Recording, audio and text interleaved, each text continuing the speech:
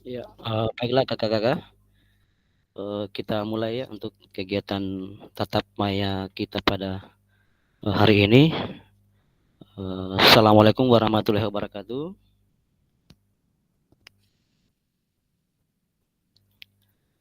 Ya, alhamdulillah pada kesempatan ini kita masih bisa bertemu kembali lagi dalam rangka tatap maya kita yang hari ini. Semoga kita semua bisa hadir mengikuti sampai akhir sesi nanti selesai.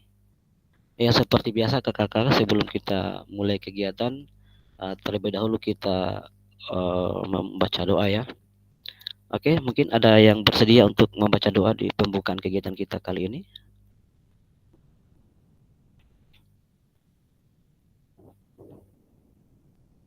Kak Rizal bisa pimpin doa. Bisa. Oh iya, silakan. Oke, teman-teman, kakak-kakak, sebelum kita memulai pembelajaran, marilah kita berdoa terlebih dahulu sesuai dengan kepercayaannya masing-masing. Oke, kakak-kakak, doa dimulai.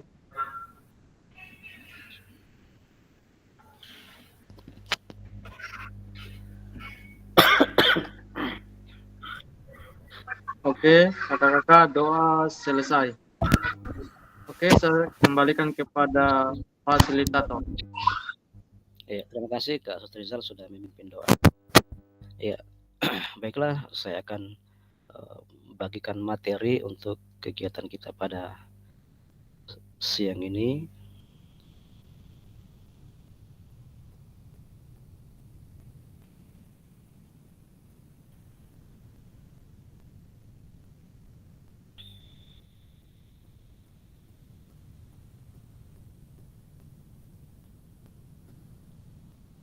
Ya, sudah tampil ya di layarnya kakak-kakak semua.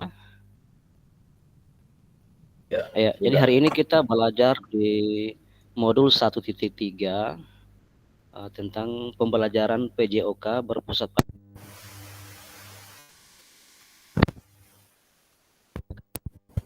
pada modulnya ya, terkait dengan apa itu pembelajaran yang berpusat pada peserta didik.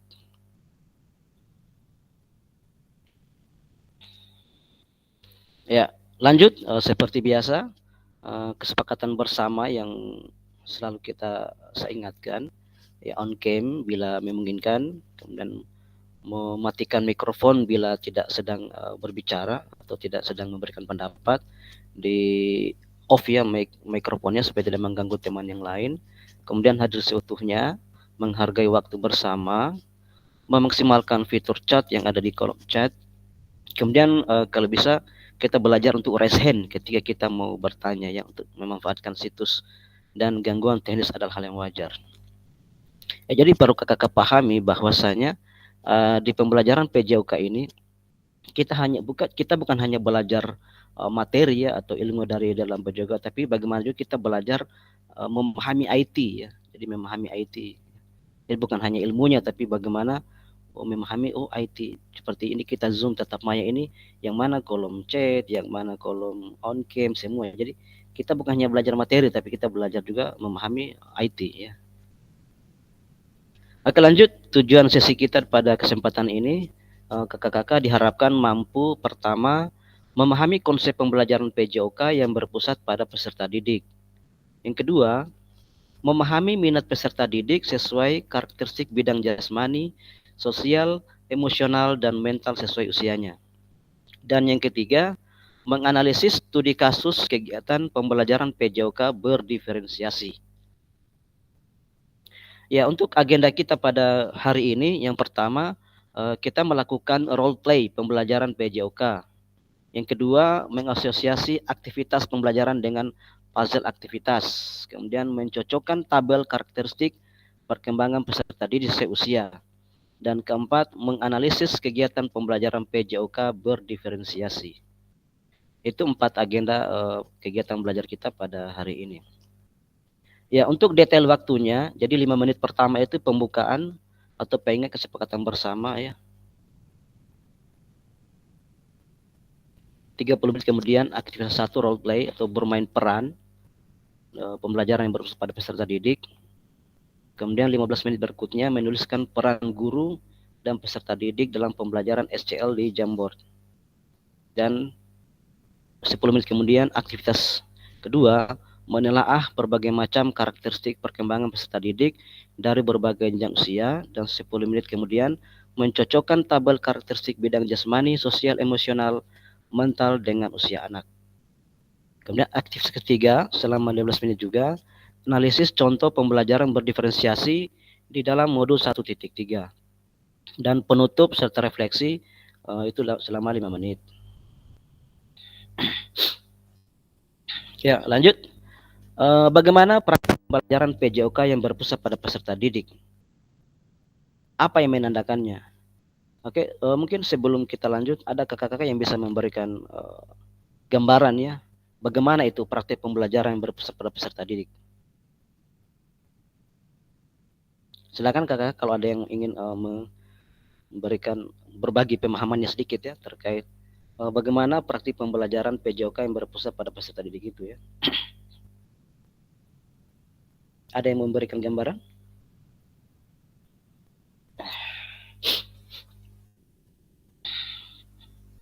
Silakan kakak-kakak kalau ada pendapatnya. Mungkin pengalaman kakak-kakak dalam memberikan pembelajaran di sekolahnya masing-masing ya, seperti apa ya? Ada yang mau menjelaskan ya pengalaman di sekolah. Jadi sini kita bercerita saja ya, bagaimana saya di sekolah seperti ini ya, saya kasih materi seperti ini modelnya ya. Ya, Assalamualaikum. Sedikit barangkali saya ini. Ya, silakan Kak Mas. Ya, hanya tidak banyak, hanya sekilas saja. Barangkali yang dimaksud dengan pembelajaran yang berpusat pada peserta didik itu seperti yang saya lakukan. Jadi pembelajaran yang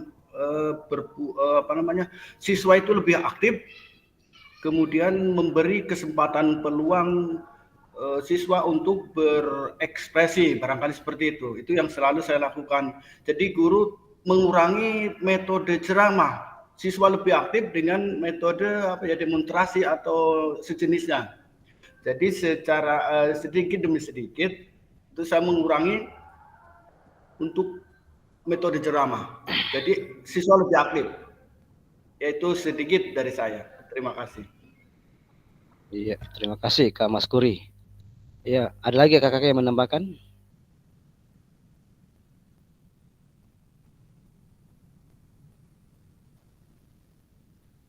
Kak Indri bisa menceritakan pemahamannya terkait apa itu pembelajaran yang berpusat pada peserta didik? Ya, jadi memang apa yang disampaikan oleh Kak Mas Kuri tadi ya sudah seperti itu ya pembelajaran. Intinya poinnya di sini kita perlu cermati bersama bahwa yang dimaksud dengan pembelajaran yang berpusat pada peserta didik itu dia mencakup metode pengajaran yang merubah ya fokus pengajaran dari guru ke peserta didik ya. Jadi dalam penggunaan itu ya, seperti pembelajaran yang berpusat pada peserta didik ini dia tujuannya untuk mengembangkan otonomi dan kemandirian peserta didik ya. Di mana peserta didik ini diharapkan memiliki tanggung jawab untuk belajar.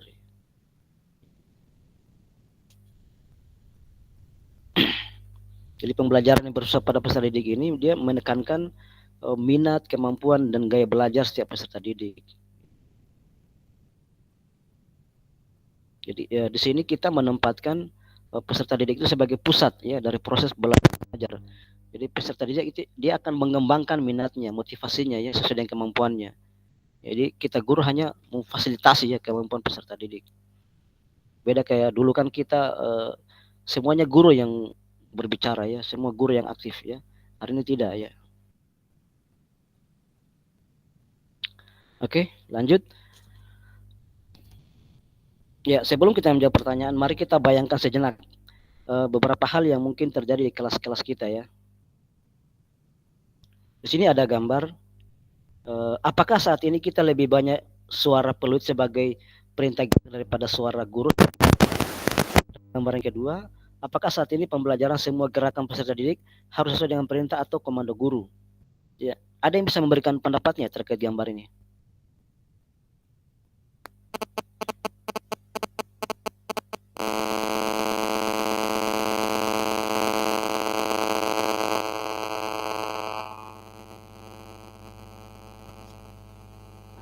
Ada yang bisa menjelaskan makna dari gambar ini? Ya, saya sedikit barangkali. Oh ya, Jadi yang silakan. gambar pertama ini, yang satu Pak Guru ini banyak menggunakan peluit ini condong kepada pembelajaran yang materi yang kita bahas saat ini. Jadi materi yang berpusat kepada peserta didik. Jadi guru tidak terlalu banyak melakukan metode ceramah. Jadi guru itu hanya memberikan, ini kan kode saja. Peluit kan hanya kode. Iya. Jadi nanti siswa peserta didik yang lebih aktif. Dia melakukan, kan jelas di lapangan ini, pasti di lapangan kalau peluit. Iya. Kemudian yang kedua ini dia hanya berfokus guru yang yang lebih aktif daripada siswa. Begitu saja menurut saya. Iya, terima kasih Kak Mas Kuri. Lanjut, kakak yang lain silakan memberikan pendapatnya terkait dengan kedua gambar ini. Izin. Coba. Ya, silakan. Izin menjelaskan sedikit. Jadi dari yang saya pahami gambar ini, apakah saat ini kita lebih banyak suara peluit sebagai perintah gerak daripada suara guru pada pembelajaran? Ini kita sebagai guru kita terlalu banyak menggunakan peluit itu sebagai alat komunikasi kepada peserta didik untuk adanya interaksi, adanya komunikasi yang baik, di mana instruksinya diberikan kepada guru itu agar lebih jelas serta mudah dipahami siswa. Yang mana contoh peluit pertama, di mana itu adalah sebuah tanda bahwa kita harus tidak boleh bermain. Jadi itu instruksi di mana guru itu benar yang dikatakan Pak kakak-kakak tadi, bahwa fluid itu hanya sebagai tanda untuk mengatur peserta didik agar tetap kembali kepada tujuannya, tidak bermain, sehingga terjadilah namanya tentang pembelajaran yang berpusat pada peserta didik, yang mana kita hanya sebagai fasilitator, memfasilitasi yang kepada murid, begitu. Mengenai tentang gambar kedua ini, dia mengajak guru untuk berpikir tentang pendekatan yang terlalu terpusat pada guru, di mana guru itu sebagai instruksi, yang mana sebagai instruksi untuk diingatkan memberikan peserta didik itu lebih aktif begitu dan kreatif, sehingga gerakannya itu dapat ketika praktik itu dapat membangun pembelajaran yang lebih proaktif begitu, sehingga peserta didik itu dapat memahami konsep gerak, sehingga dia bisa mengikuti perintah. Oke. Terima kasih. Iya. Oke. Sama-sama. Ya, luar biasa ya pendapat dari kakak-kakak semua. Ya, jadi memang kalau kita ambil dari gambar ini, ya pertama kan apakah saat ini kita lebih banyak suara fluid sebagai perintah gerak daripada suara guru saat pembelajaran. Emang di sini kita dituntut bagaimana guru itu bisa berinovasi, ya. Bagaimana kita tidak harus teriak-teriak terus, ya. Kita mungkin bisa menggunakan fluid, kode untuk siswa, bahwa ketika kita menulis tanda fluid ini itu artinya diam atau mungkin disuruh berbaris atau apa ya. Jadi bagaimana kita guru berkreasi ya. Sebenarnya ini kita sudah lakukan, hanya mungkin kita tidak paham, oh ternyata seperti ini yang namanya berpusat. Ya. Kemudian di gambaran kedua di sini memang kita guru tidak harus kita inginkan siswa itu dia lakukan gerakan sesuai dengan gerakannya kita, karena tidak seperti itu ya. Jadi kita berikan kebebasan siswa untuk berkreasi, ya, melakukan gerakan apa yang menurut mereka yang mereka senangi, yang mereka sukai ya. Kita tidak bisa guru menuntut harus siswa itu dia ikut kita, dia harus sama dengan gerakan kita, tidak ya. Itu pemahaman yang keliru ya. Kalau dulu kan kita mungkin guru ketika dia lakukan ini, siswa harus itu juga. Bagaimana siswa mereka bisa berinovasi ya, berkreasi untuk melakukan gerakan, mungkin cara bisa kita lakukan, mereka suruh langsung bermain, kok kita amati, oh ini anak ini gerakannya bagus, ini bagus, nah, tinggal kita kembangkan. Kita tidak harus langsung mempraktekkan langsung ya kepada siswa. Jadi bagaimana kita guru bisa berkreasi.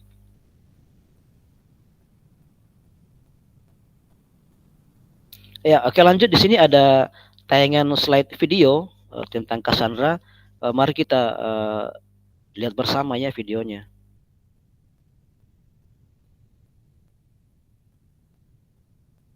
Jadi saya tayangkan video. Sebentar ya.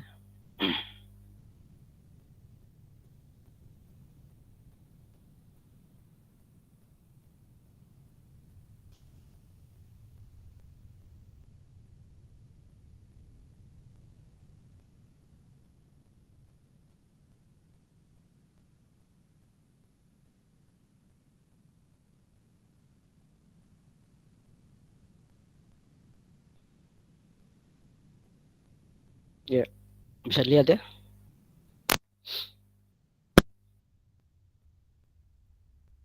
Ya, diperhatikan videonya ya, kakak.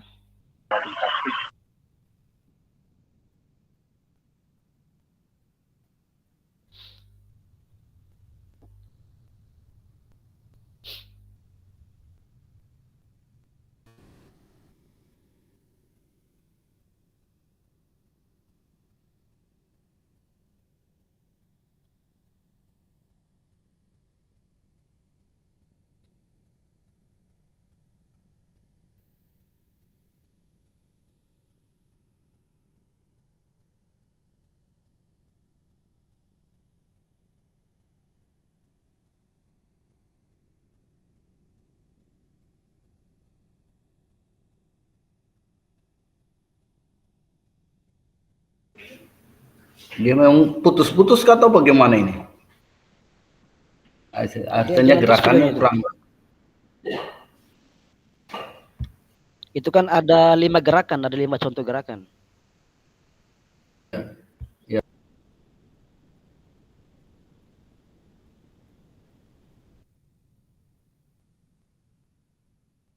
Jadi kakak tinggal lihat yang mana ya. Dari yang pertama gerakan kayak squat jump, yang kedua ini gerakan melompat sambil tangan diayunkan ke samping dan ke atas. Ya, udah selesai ya.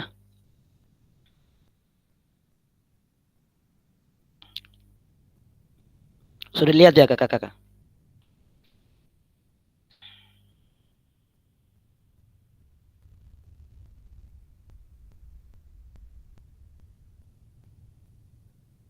Ya, oke. Tadi kita sudah dengarkan, lihat bersama terkait dengan video aktivitas ya yang dilakukan. Ada 5 gerakan tadi. Selanjutnya di sini sekarang kita mau melakukan aktivitas pertama ya. Jadi mari kita melakukan aktivitas role play. Ya. Jadi di sini tujuan pembelajarannya pertama, capaian pembelajaran peserta didik memahami gerak fundamental. Tujuan pembelajarannya peserta didik melakukan dan memahami gerak koordinasi dengan benar. Dan yang kedua, peserta didik mengetahui efek dari latihan yang dilakukan. Dan yang ketiga, peserta didik dapat menganalisis efek latihan yang diberikan melalui perubahan denyut nadi. Ya, asesmennya melakukan self dan peer assessment efek latihan yang telah dilakukan. Dan yang kedua, melakukan analisis efek latihan yang diberikan melalui perubahan denyut nadi. Aktivitas pembelajarannya latihan gerak koordinasi. Inilah role play terkait dengan aturan aktivitas pembelajaran ya. Berikut langkah-langkah aktivitas. Pertama, saya akan membagi peserta berpasangan ya, berdasarkan nomor urut saja ya. Jadi berpasangan. Kemudian yang kedua, saya menampilkan pilihan gerakan ya, gerakan.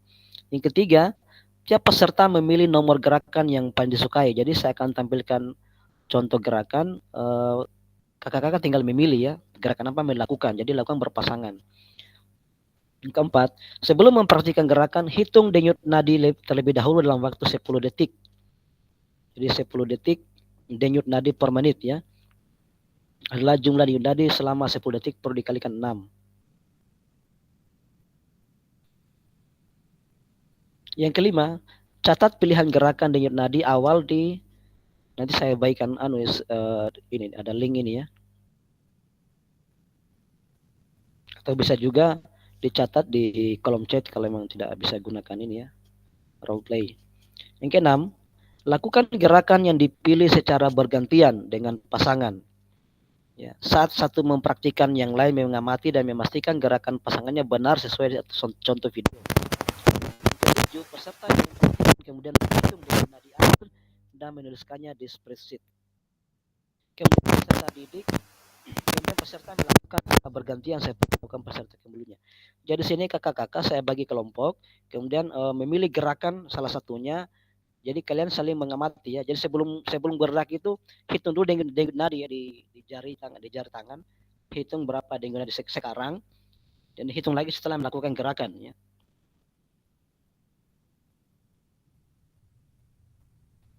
Ya itu langkah-langkahnya. Ini tabelnya ya, ini tabel safe dan peer assessment-nya. Ya, jadi nama ini namanya siapa yang dia mesti namanya kakak, terus gerakan nomor berapa yang dipilih, denyut nadi awalnya berapa, denyut nadi terakhir berapa. Ya. Kemudian yang keduanya, yang pasangan kedua lagi, namanya ini gerakan nomor berapa. Ya. Kalau bisa ya satu pasangan itu sama ya supaya gampang. Kemudian denyut nadi catat denyut nadi awal berapa, akhir berapa ya. Kemudian ditanggapi ya, bagaimana gerakan pasangannya tadi ya, apakah sudah bagus kah atau kurang apa ya, terserah kakak-kakak ya, bagaimana menanggapi. Ya, ini ada gerakan yang saya ditampilkan. Jadi pertama tadi gerakan kombinasi membungkuk dan menekuk. Yang kedua gerakan jack. Ketiga lari di tempat. Keempat gerakan silang tangan menyentuh kaki, jari kaki. Dan kelima loncat di tempat. Ini nama gerakannya ya. Gerakan kombinasi membungkuk dan menekuk. Kedua jumping jack. Tiga lari di tempat. Empat gerakan silang tangan menyentuh jari kaki. Dan kelima gerakan loncat di tempat. Ini gambarnya tadi ya.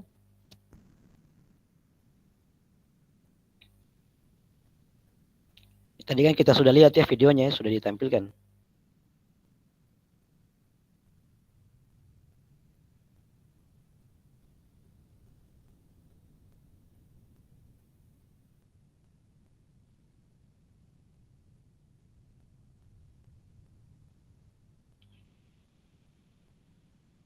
Ya, jadi tugasnya kakak-kakak menghitung denyut nadi akhir ya. Dicatat berapa ya. Kemudian apakah semua sudah bergantian melakukan gerakan dan observasi.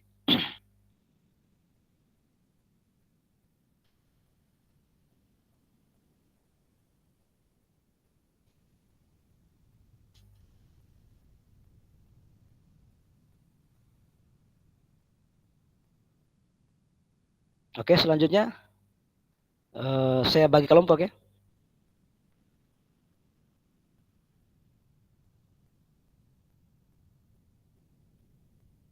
Satu, dua, tiga, empat, lima, enam peserta, berarti bisa 3 pasangan ya. Sudah tahu gerakannya tadi kakak-kakak?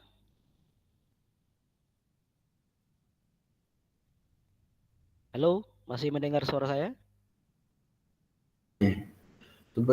Siapa tahu bisa diputar ulang. Oh iya, bisa.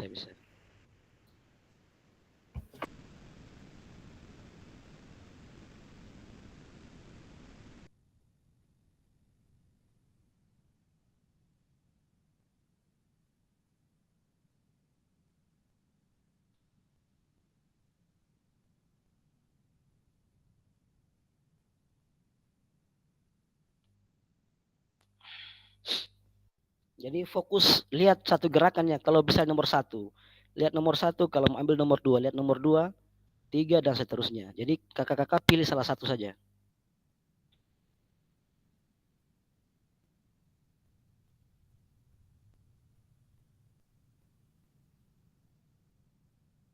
Jadi hitungannya 2 kali 8 ya.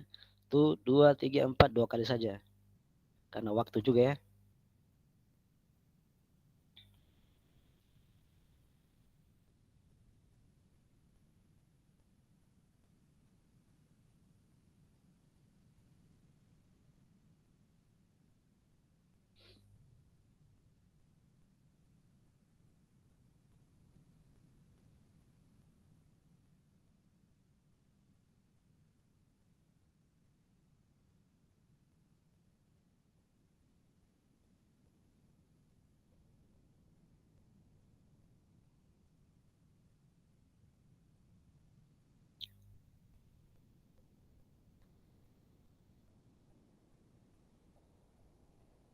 Ya, oke.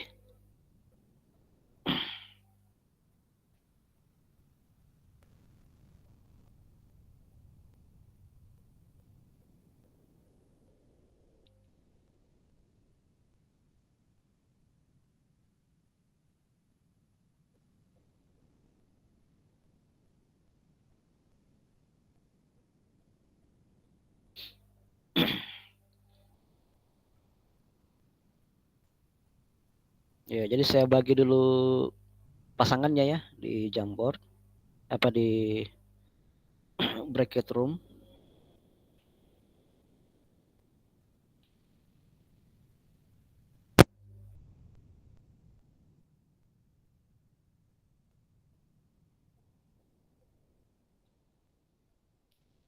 Satu, dua, tiga, empat, lima, enam.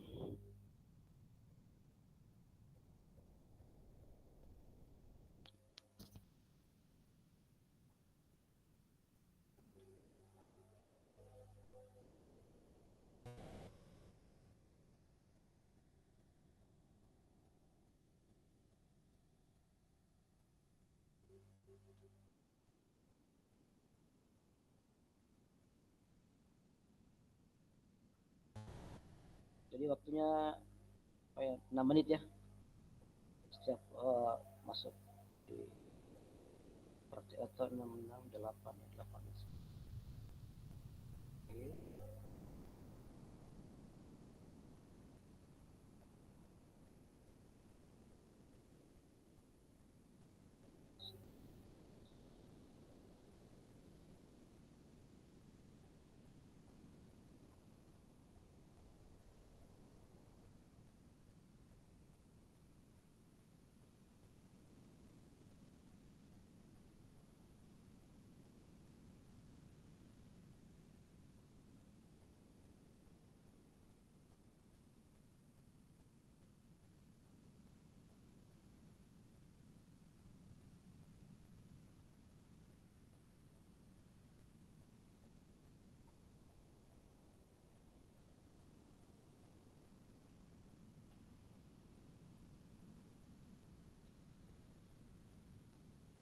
Ya, silakan kakak-kakak sesudah bagi kelasnya. Yang stay di kelas ini ruang 2 orang ya, 2 orang. Break 1 2 orang, break 2 2 orang.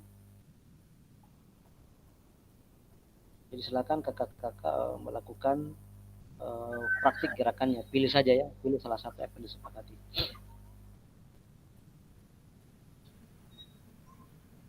Nomor 1. Ini maksudnya kita bikin video atau bagaimana ini, Kang? Iya, Atau hanya pilih kalian saja? kakak pilih salah satu baru lakukan gerakannya, tapi satu melakukan, satu mengamati. Oh, begitu. Ya, Kak Noni silakan masuk di ruangan di roomnya.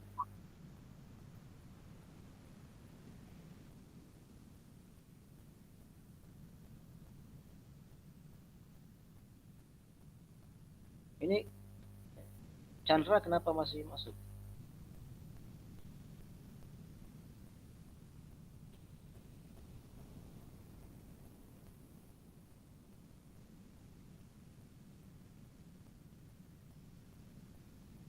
Silakan ya, silakan masuk di roomnya masing-masing. Kita sudah bagi roomnya.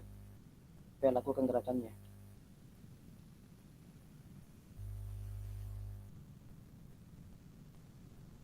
Ya, silakan join di kelas yang di ruangnya masing-masing ya. Jadi yang kakak lakukan praktik bersama dengan pasangannya, pilih gerakan apa, lakukan gerakannya, tapi sebelum itu catat dulu denyut nadinya ya. Jadi pegang jari tangan itu ada yang denyut nadi, hitung dulu berapa dalam 1 menit atau dalam 10 detik, tapi yang bisa ya 1 menit berapa denyutnya, atau kalau tidak bisa ya 10 detik ya, dia berapa. Setelah itu lakukan gerakannya, hitung lagi berapa hasilnya, ada perubahan atau tidak gitu. Ya, saya lihat di room 1 belum ada yang baru 1. Room 2 juga baru 1.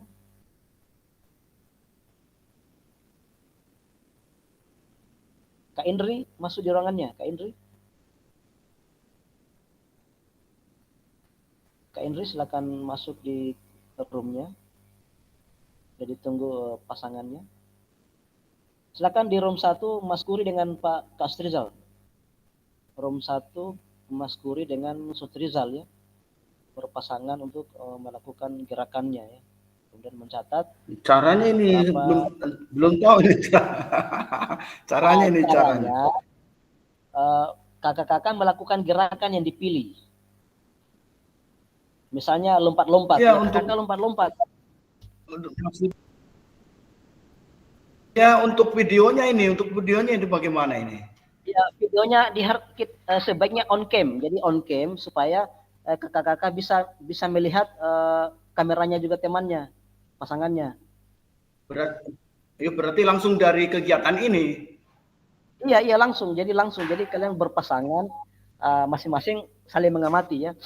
Jadi ya misalnya Kak Mas Kuri mengamati gerakannya Sutrizal mengamati gerakannya Mas Kuri. Nah, untuk menghitung nadi masing-masing ya, masing-masing hitung nadinya.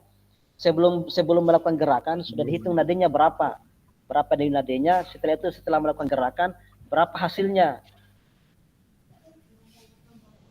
Jadi Kak Mas Kuri menjelaskan ke Kastrizal, mungkin gerakannya tidak sempurna atau apa yang kurang, apa yang lebih atau sudah pas itu. Jadi kakak-kakak menilai pasangannya. Ayo carian dulu di stopwatch dulu di HP ini. Ya silakan. Jadi karena waktunya cepat ini.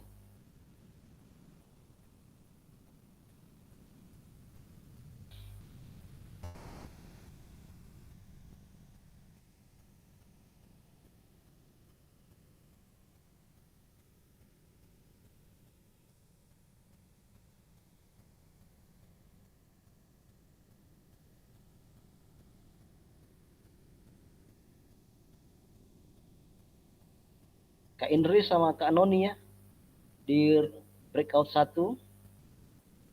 Breakout 2 ada Chandra sama Kak Irfan.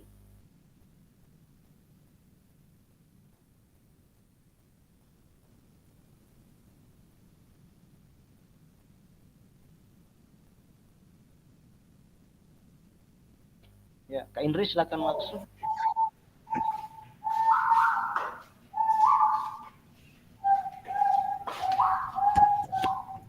Jadi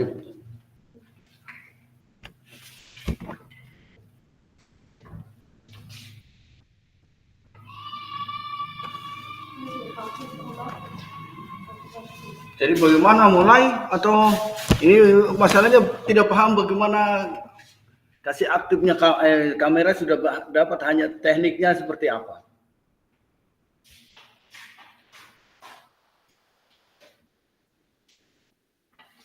Ayo, silakan Pak Mas Kuri. Berarti harus kelihatan semua ini? Bisa, boleh. Iya. Ya, bisa.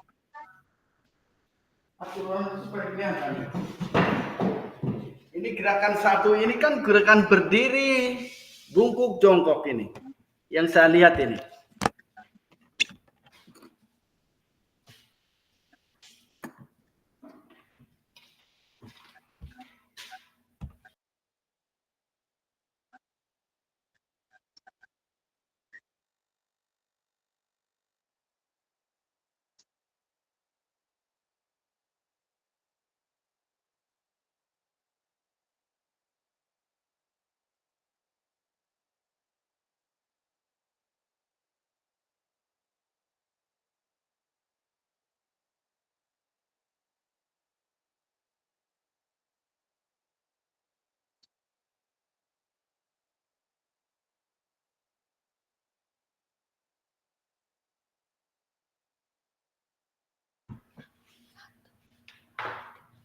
Satu, dua, tiga, empat.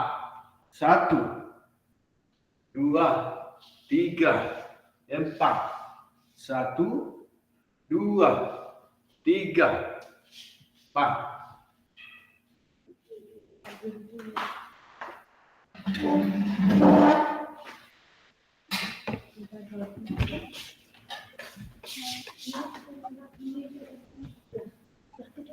Halo, halo. Halo, halo. Bagaimana contoh tadi ini? Contoh gerakan tadi bagaimana ini?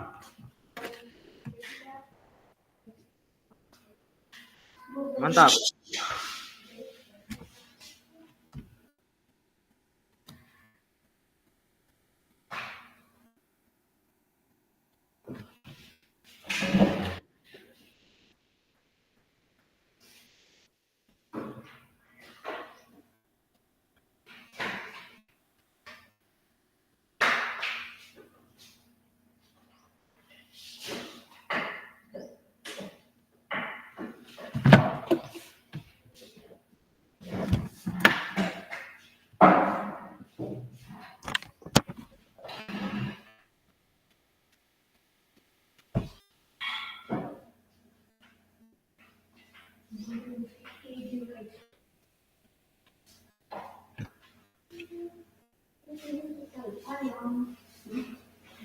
Kalau untuk denyut nadi,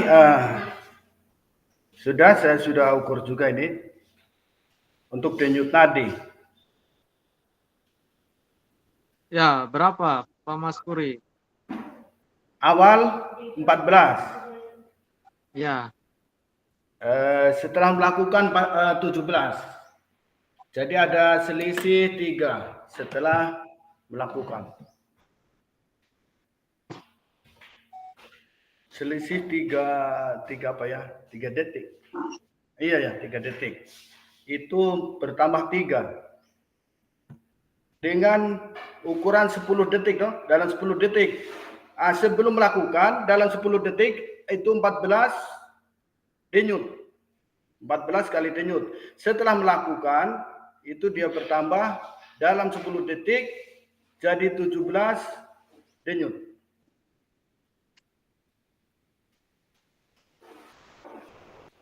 itu baru 10 detik ya, belum 1 menit. Ya, ini kan lumayan. Ya, betul.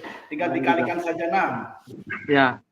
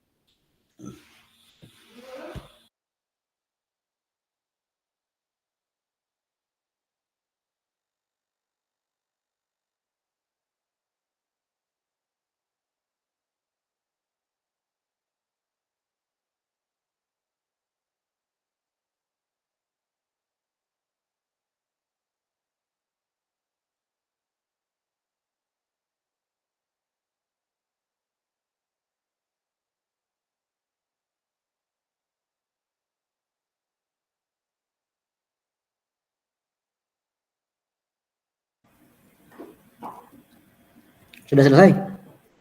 Kak Indri, Kak Ade Chandra?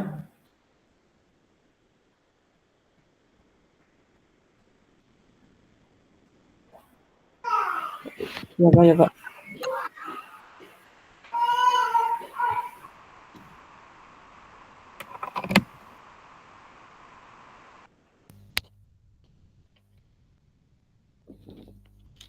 Ya, silakan kakak-kakak kalau mau dijelaskan kalau sudah selesai.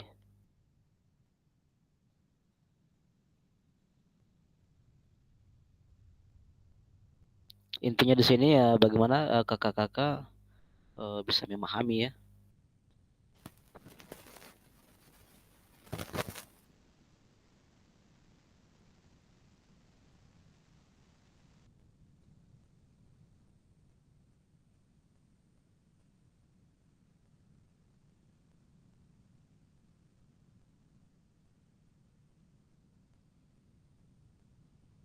Ya, jadi kakak-kakak silakan disampaikan ya denyut nadinya berapa ya sebelum melakukan gerakan tadi, kemudian setelah melakukan gerakan berapa hasilnya ya.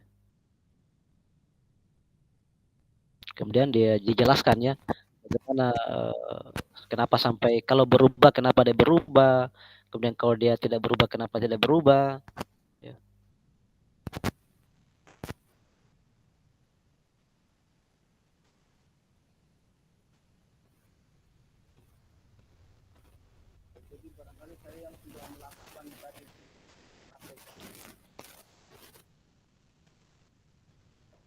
Ya, oke oke. Silakan.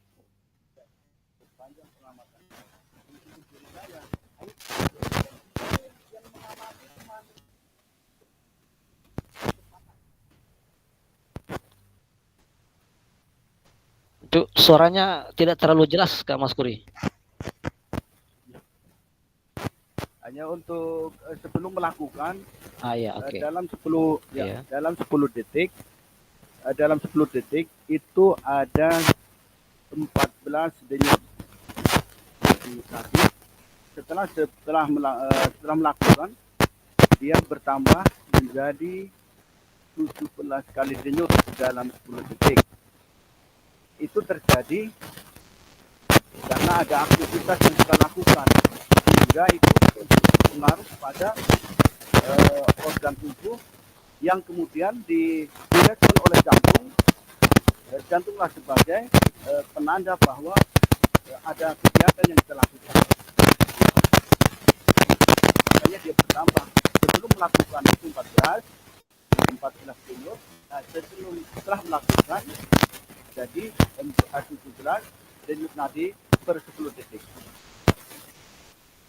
Cukup.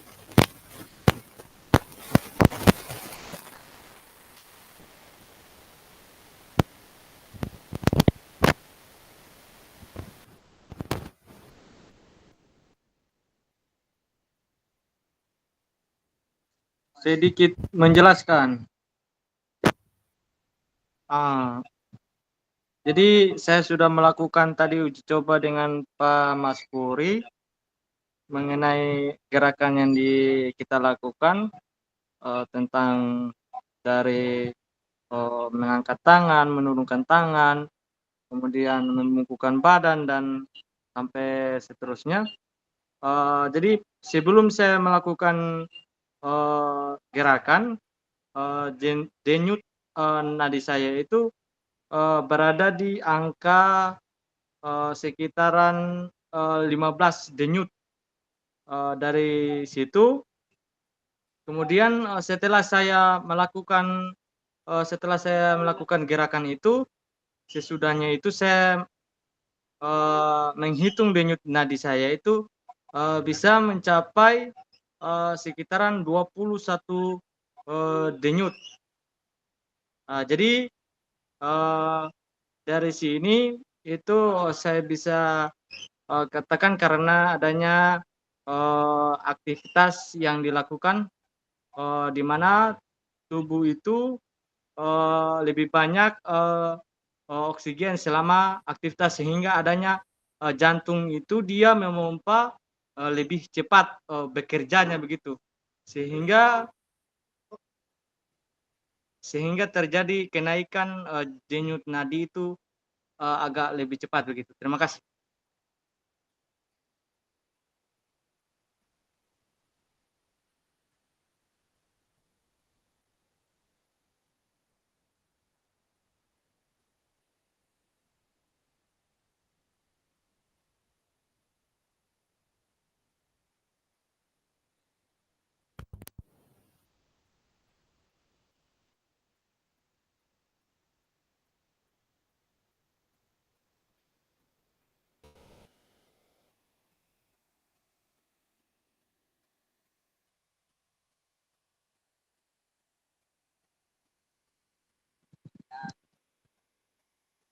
Halo?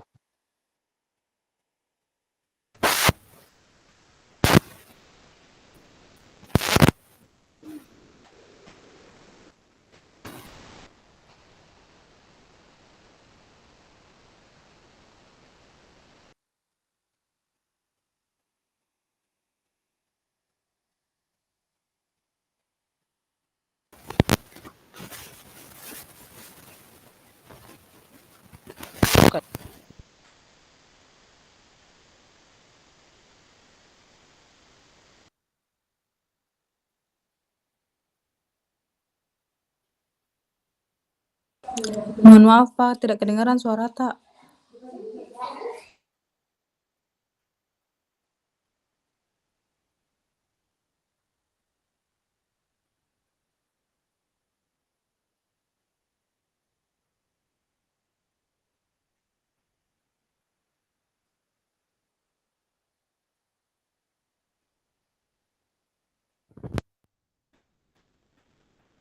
Ya, masih bisa mendengar suara saya? Ya, bisa nih Pak. Ya, jadi di sini poinnya bahwasanya setiap gerakan yang kita lakukan itu pasti ada efeknya ya.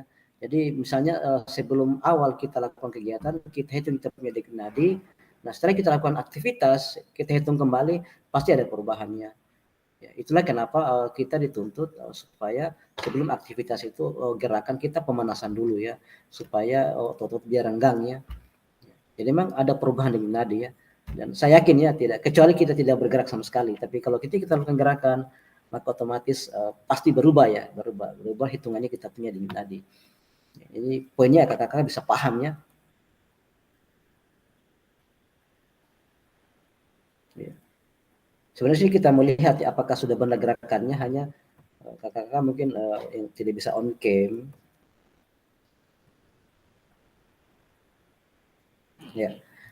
Oke kakak-kakak, terima kasih sudah melakukan role play ya. Saya yakin tadi sudah dipilih gerakannya. Mari kita analisis bersama proses pembelajaran dari apa yang kakak-kakak dapatkan. Oke, jadi di sini ada pertanyaan. Jadi mari kita berefleksi bersama. Menurut kakak-kakak, apakah aktivitas yang dilakukan tadi itu sudah cukup menggambarkan pembelajaran PJOK yang bersifat pada peserta didik? Alasannya kenapa? Kalau tidak kenapa ya? Kemudian apakah ada masukan untuk perbaikan pembelajaran berikutnya? Jadi silakan kakak-kakak tuliskan peran guru dan peserta didik ya dalam aktivitas yang dilakukan di apa yang di pembelajaran tadi. Di sini ada link Jambornya. Jadi saya bagikan link Jamboard di kolom chat.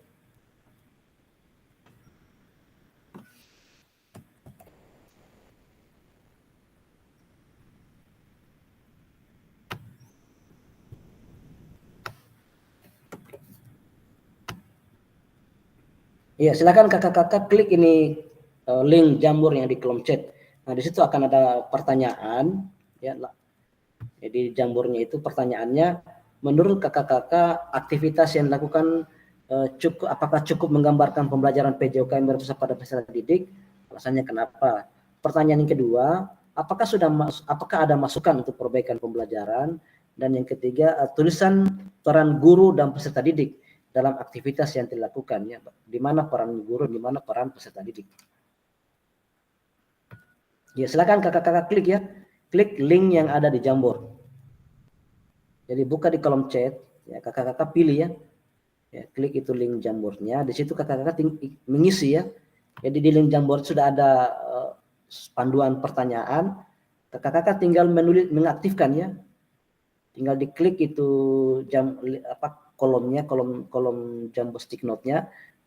Kakak lanjutkan atau bisa juga kakak buat stick note baru. Jadi caranya setelah terbuka itu linknya, kakak-kakak pilih yang di sebelah kiri ya. Ada di sebelah kiri ada gambar kertas terlipat, itu tulisan stick note. Kakak klik, nah di situ kakak tuliskan jawabannya ya masing-masing. Tuliskan nama dulu ya, nama ini, baru apa jawabannya ya. Jawaban nomor 1 apa, nomor 2 apa, nomor 3 apa.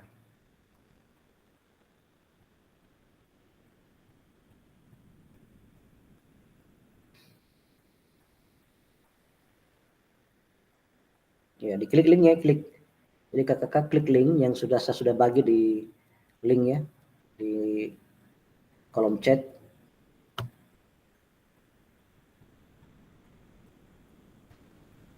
Ketika kakak sudah klik link, itu otomatis akan diarahkan ke Jamboard. Ya. Di Jamboard itu kakak tinggal mengetik. Ya.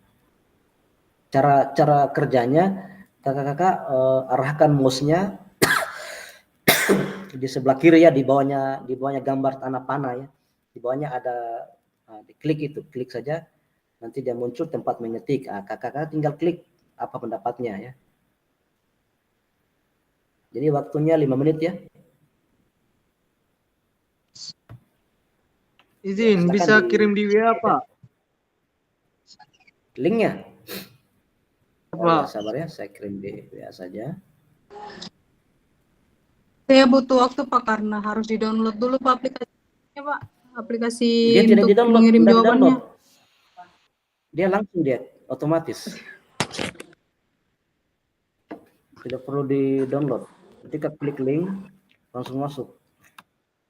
Sabar, saya bagi link ya.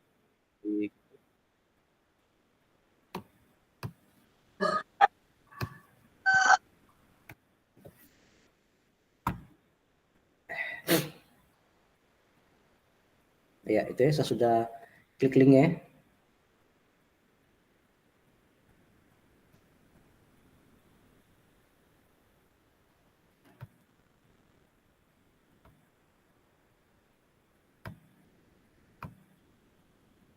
Ya, sudah bagi, silakan diklik. Ya, jadi di sini kita bukan hanya belajar materi, saya ingatkan lagi bahwa kita juga belajar IT ya. Kita belajar bagaimana menggunakan fitur-fitur medsos yang bisa kita gunakan untuk pembelajaran. Ya, salah satunya ya seperti ini ya, Google Meet. Bagaimana kakak-kakak bisa memanfaatkan kolom chat untuk memberikan komentar, ya. Bagaimana cara mengetik kayak emoji ada, mungkin kalau saya minta raise hand-nya, ya tinggal klik gambar tangan, itu namanya raise hand ya. Kemudian ada emoji ya, itu memang di sini kita diajar bukan hanya ilmu materi ya, tapi bagaimana juga kita bisa paham IT ya. Jadi silakan diklik link Jamboardnya, baru dikerja ya kakak-kakak.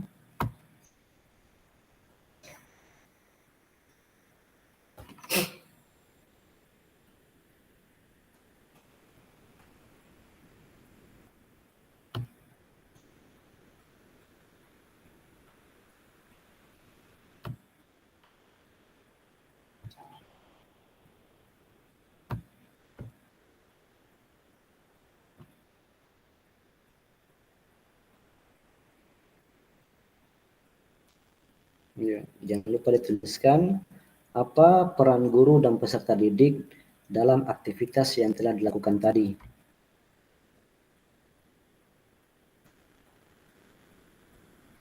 Itu pertanyaannya sudah ada di kolom link Jamboard. Ya. Ya, kalau kakak yang lain yang belum paham, ya mungkin bisa mengisi di kolom chat juga, tidak apa-apa. Tapi sebaiknya ya belajar di Jamboard ya.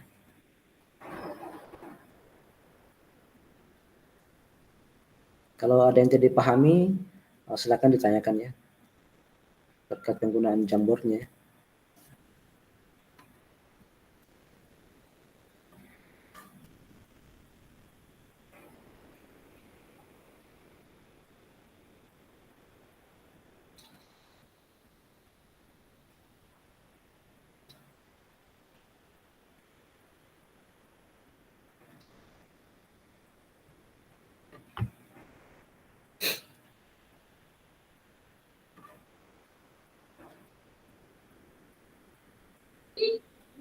Tidak bisa terbuka ya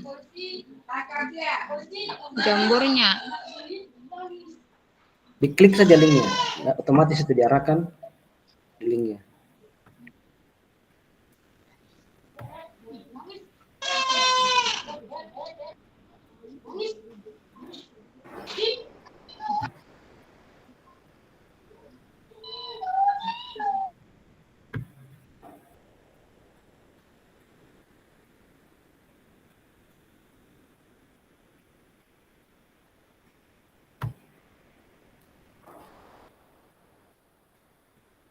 Ada yang bisa masuk?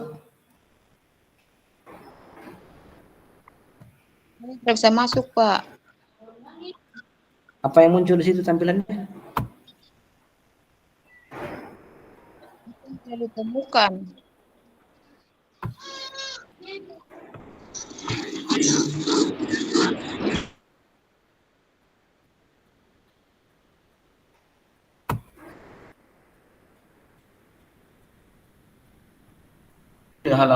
Di sini halaman kosong.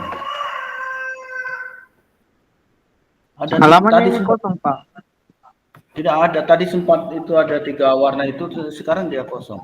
Iya, betul. Iya, dia ada harusnya ada 3 warna. Nah, jangan sampai Iya, ada ada. kakak-kakak yang menghapus karena itu kan dia tampil semua itu. Iya, ini saya cek. Oh, kok terhapus. Ya, ya berarti ada yang ada kakak-kakak yang klik menghapus ini. Karena saya buka Ini juga kenapa sudah ini?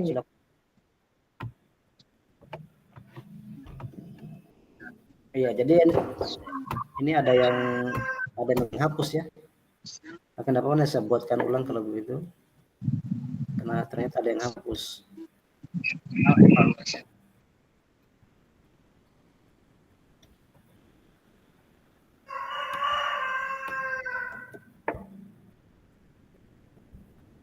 Harusnya jangan dihapus ini.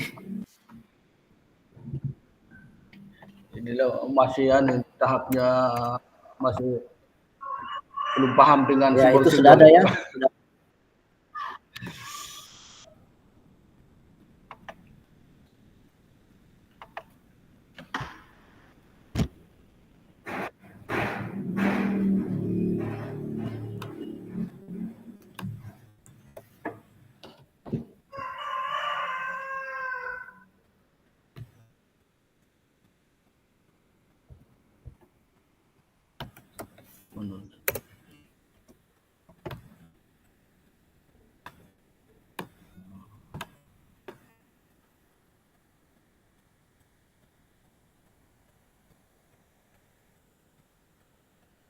Jadi caranya supaya tidak terhapus ini, kakak-kakak buat stick note yang baru untuk jawabannya.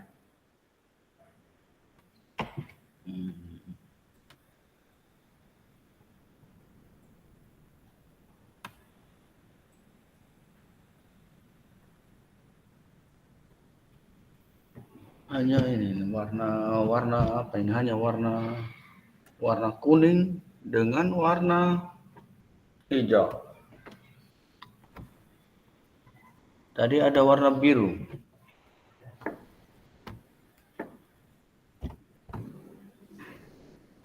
Ya, jadi yang ketiganya saya ganti dengan warna orange saja. Ya. Jadi ada 3 pertanyaan.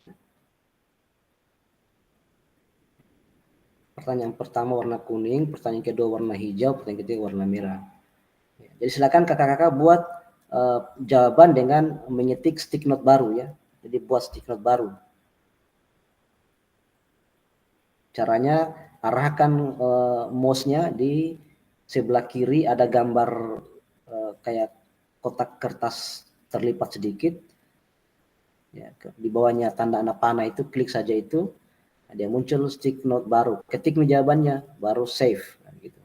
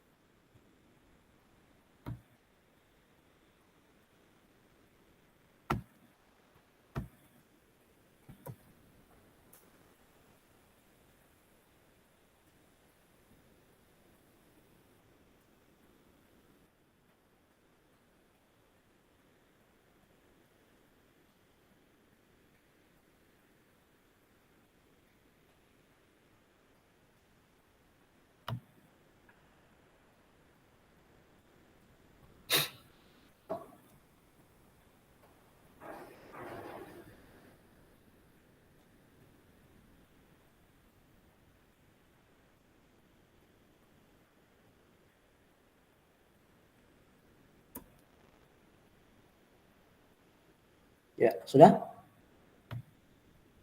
Ya, supaya kita lanjut lagi di materi selanjutnya.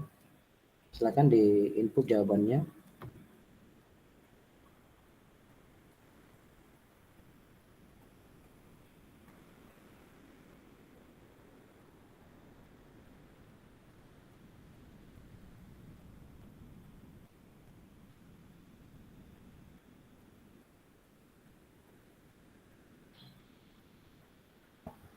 Untuk tulis jawaban di stick note berarti ya kakak ya? Di stick Iya, note. jadi jawabannya stick note. Jadi caranya arahkan mouse di sebelah kiri ya. Oh, iya di kertas ujung pojok terlipat itu. Nah, ini saya lihat sudah ada yang mengcopy ya. Ya, enggak apa-apa. Silakan berkreasi. Yang jelas dijawab ya. Jadi kalau tidak paham, arahkan stick note di sebelah kiri. Ada tanda gambar kertas terlipat. Di bawahnya tanda panah ya. Klik saja itu, klik. Nanti dia muncul kotak warna. Nah, di situ kakak-kakak tinggal mengetik di situ. Ketik apa jawabannya. Jadi tinggal diaktifkan saja itu, klik saja di tempat stick note-nya, nanti otomatis aktif untuk mengetik. Ya, ini Kak Sutrizal sudah masuk.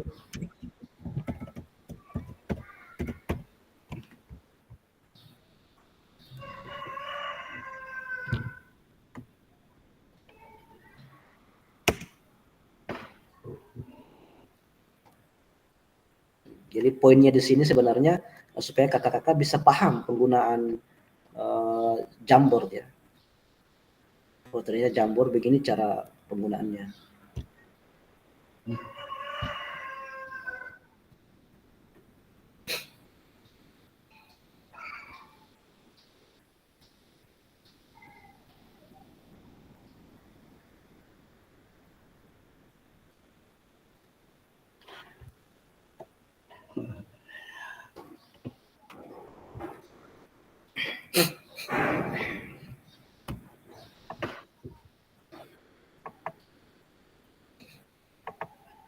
Ya, silakan kakak yang lain, Kak Indri, Kak Noni, Kak Metri bisa langsung masuk ya, masuk di linknya supaya dilihat ya, ditahu bagaimana cara membuat Jamboard ya.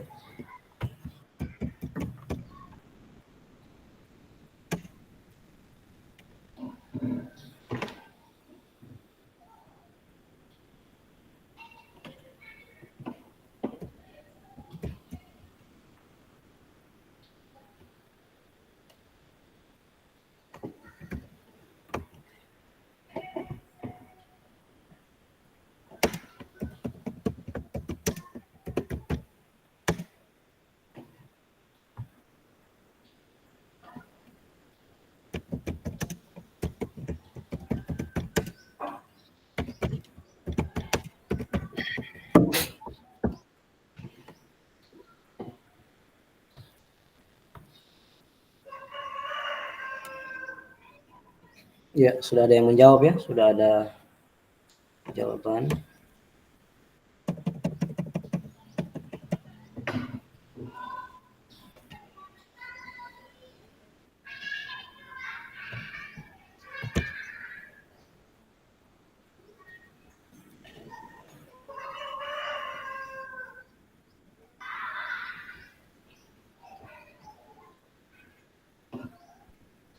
Ya, 1 menit lagi ya, karena itu sudah masih banyak materi yang kita mau sampaikan.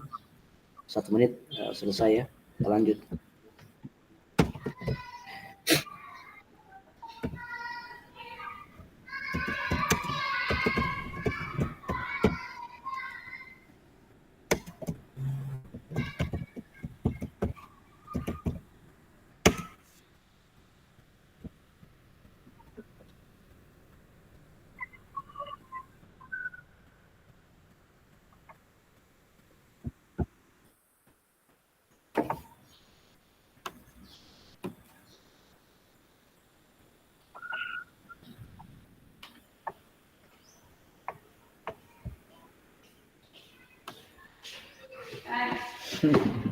Bisa pinjam dulu.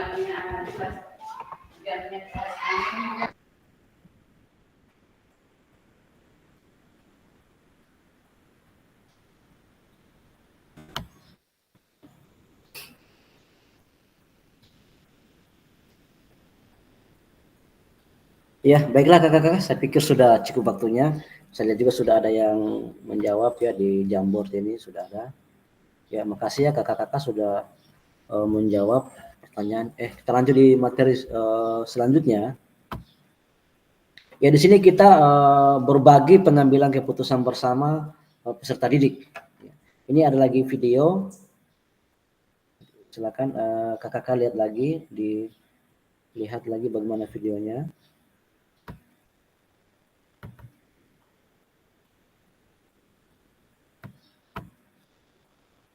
Oh ya, saya share lagi videonya.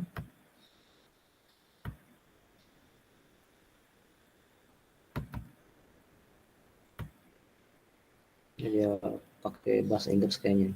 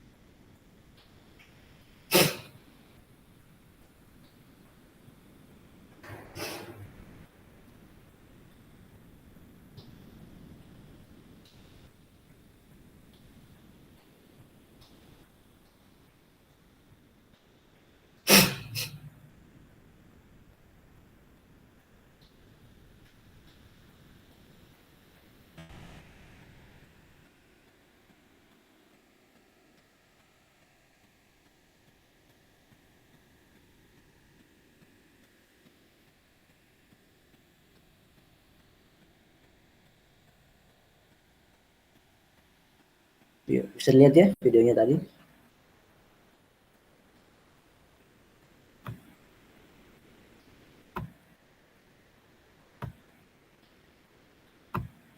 Ya, walaupun bahasa Inggris, tapi ada bahasa Indonesia tadi.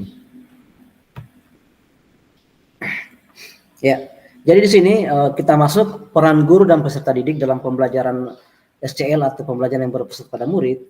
Peran guru di sini pertama dia bertindak sebagai fasilitator dalam proses pembelajaran. Sedangkan peran peserta didik itu aktif dalam proses pembelajaran dengan memberikan gagasan, saran, dan kritik.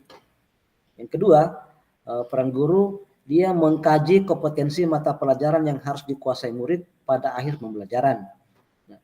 Sedangkan peserta didik berpartisipasi dalam merumuskan, mengembangkan, dan memproses materi pembelajaran. Yang ketiga, peran guru di sini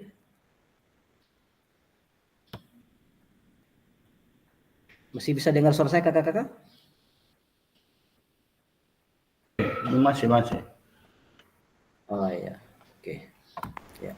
Jadi sekali lagi lanjut. Yang ketiga, peran guru merancang strategi dan lingkungan pembelajaran yang dapat menyediakan beragam pengalaman belajar.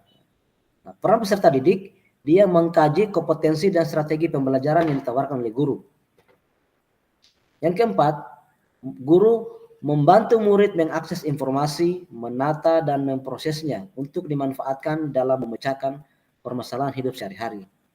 Sedangkan peran peserta didik, dia membuat rencana pembelajaran untuk mata pelajaran yang diikutinya.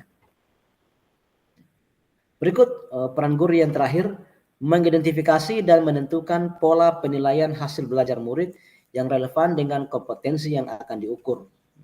Peran peserta didik di sini, dia siswa belajar secara aktif dalam kelompok maupun individual, mungkin dengan cara mendengar, membaca, menulis, atau diskusi, pemecahan masalah, serta terlibat dalam kegiatan berpikir tingkat tinggi seperti analisis, sintesis, dan evaluasi. Jadi inilah 4 peran guru dan peran peserta didik dalam proses pembelajaran yang berpusat pada peserta didik. Ya, jadi ini biasa kita kenal dengan istilah SCL ya, pembelajaran pada peserta didik. Jadi di dalam SCL ini guru akan berperan sebagai fasilitator dalam proses belajar. Ini jadi kata kuncinya, guru itu sebagai fasilitator ya. Jadi peserta didik itu akan dilatih untuk memiliki tanggung jawab ya atas kegiatan belajarnya dengan panduan guru sebagai fasilitator. Agar apa? Agar materi kegiatan dan pengukuran pembelajaran masih dalam koridor capaian pembelajaran diharapkan. Ya, jadi dalam hal ini guru dapat mendorong perkembangan peserta didik itu karena guru bukan satu-satunya sumber belajar. Ya, jadi hari ini kita harus rubah mindset kita dengan pikiran-pikiran kayak dulu ya. Dulu kan kita guru, kita menganggap bahwa kita guru adalah sumber ilmu, ini hanya satu sumber ilmu yang untuk siswa. Hari ini tidak, ya. Sumber belajar itu bukan hanya guru, ya. Anak-anak atau siswa bisa membaca lewat buku, membaca lewat media medsos, ya. Dia bisa mendownload materi-materi pelajaran lewat Google. Jadi hari ini sumber belajar itu bukan hanya guru, ya, karena sudah banyak sumber belajar dari siswa. Makanya guru sekarang kita bagaimana kita bisa menempatkan diri kita sebagai fasilitator dalam proses pembelajaran. Ya. Berikan kebebasan pada siswa untuk mengeksplor dirinya, ya, mengembangkan kompetensinya. Kita guru hanya memfasilitasi, kemudian kita bisa menjalankan fungsi kontrol, ya, kita mengontrol jangan sampai keluar jalur gitu, ya. Jadi bagaimana kita guru hari ini kita sebagai fasilitator, kita hanya memfasilitasi perkembangan peserta didiknya kita, ya. Karena kenapa? Sekali lagi sumber belajar bukan dari guru lagi sekarang, ya. Ada banyak sumber belajar. Jadi itu yang poinnya untuk pembelajaran yang berpusat pada murid atau pada peserta didik, ya. Oke, lanjut. Di sini ada beberapa jenis-jenis pembelajaran SCL atau Student Centered Learning, atau yang biasa kita kenal dengan pembelajaran yang berpusat pada peserta didik. Jadi Student Centered Learning atau istilahnya SCL. Apa yang pernah kakak-kakak praktikan dalam pembelajaran, ya. Jadi ada 9 model. Pertama small group discussion, kemudian role play and simulation, discovery learning, self-directed learning, cooperative learning, contextual learning, problem-based learning, collaborative learning, dan project-based learning. Inilah jenis-jenis pembelajaran yang berpusat pada peserta didik.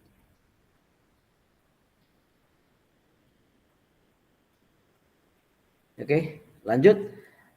Sekarang kita masuk di aktivitas kedua, ya. Jadi tadi sudah selesai aktivitas pertama terkait dengan role play tadi yang dilakukan oleh kakak-kakak. Di sini aktivitas kedua kita karakteristik perkembangan peserta didik. Ya. Ya, jadi bagaimana kita bisa memahami karakteristik dan minat anak, ya. Di sini ada gambar, ya. Ada anak-anak main tali, ya. Kemudian ada yang lompat lingkaran ini. Di sini ada jasmani, ada sosial, ada mental, ada emosional, ya. Jadi ada pendidikan jasmani, ada pendidikan sosialnya, kemudian melatih emosional dan mental, ya. Kemudian ada keterangan atas, menengah, PAUD, ya. Jadi ini tentang pembagian gerakannya, ya. Nah, sekarang bagaimana kita mencocokkan karakteristik berikut, ya. Jadi manakah bidang usia yang sesuai, ya. Ya. Karakteristik pertama tadi berjalan, berlari, merangkak, memanjat, melompat, menendang, menarik, melempar, dan memukul bola. Kemudian yang kedua, anak-anak pada usia ini mulai mengembangkan rasa diri mereka sendiri dan belajar untuk memahami perasaan orang lain. Mereka juga mulai belajar untuk bergaul dengan teman sebaya mereka. Kemudian karakter yang ketiga, mereka mulai mengalami emosi yang lebih intens seperti kemarahan, kesedihan, dan kecemburuan. Mereka juga mungkin mulai mengalami tekanan teman sebaya dan tantangan sosial lainnya yang dapat mempengaruhi emosi mereka. Dan karakter atau aktivitas yang keempat, anak-anak mulai belajar untuk memahami dan mengelola emosi mereka serta untuk bernegosiasi dan menyelesaikan konflik. Jadi di sini ada bidang, ya, jasmani, sosial, emosional, dan mental, ya. Kemudian di kolom sebelahnya ada usia, ya. 0 sampai 2 tahun, 3 sampai 4 tahun, 5 sampai 6 tahun, 6 sampai 12 tahun, dan 12 sampai 18 tahun. Kira-kira kakak-kakak bisa memberikan garis panah, ya. Mungkin yang karakteristik pertama, dia masuk di bidang apa? Apakah masuk bidang sosial kah, jasmani kah, atau emosional? Kemudian dari bidang ini dia masuknya di usia yang keberapa? Misalnya jasmani ini dia masuk di usia yang keberapa?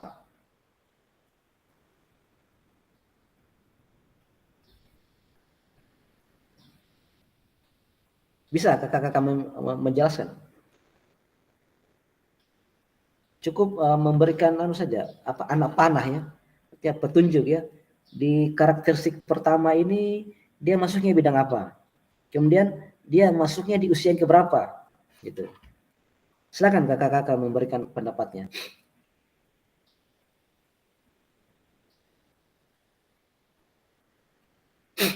Jadi dicermati ya. Jadi karakteristik pertama itu aktivitas berjalan, berlari, merangkak, memanjat, melompat, menendang, menarik, melempar, dan memukul bola.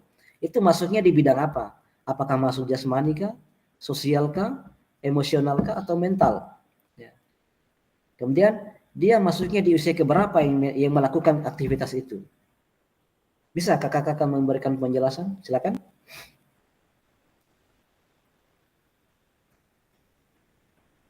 Kak Indri, silakan, bisa? Iya, Pak. Untuk berjalan, berlari, merangkak, dan memanjat ini, Pak, di bidang emosional, dan menurut saya dia usia 0-2 tahun, Pak. Emosional. Oke, Kak Indri. Dia karakteristik pertama masuk di emosional, yang ketiga di. Kemudian 0 sampai berapa tadi? Usianya berapa? 2 tahun, Pak. 0 sampai 2 tahun. Oke, poin 1. Yap. Oke. Silakan yang lain, kakak kalian lagi. Ya, Sos Rizal, silakan. Ya, sedikit Ya, silakan. menjelaskan Poin ke berapa? mengenai Iya, karakteristik silakan. ini. Jadi menurut saya kalau untuk jasmani itu dia karakteristiknya dia seperti berjalan, berlari, melompat, memanjat itu Berarti poin dia 1 berada ya. pada usia 0 sampai 2 tahun. Kalau untuk sosial itu 1, pengembangan 1, sosialnya ya. seperti memahami perasaan orang lain atau mulai berinteraksi dengan poin 3 ya. teman sebayanya. Itu usianya Ya. itu 3 sampai 4 tahun. Kalau untuk Oke, lanjut. emosional dia memiliki peserta didik yang memiliki pengalaman emosional seperti marah, sedih, bahagia. Itu usianya sekitaran mulai dari 5 sampai 6 tahun sudah masuk SD begitu.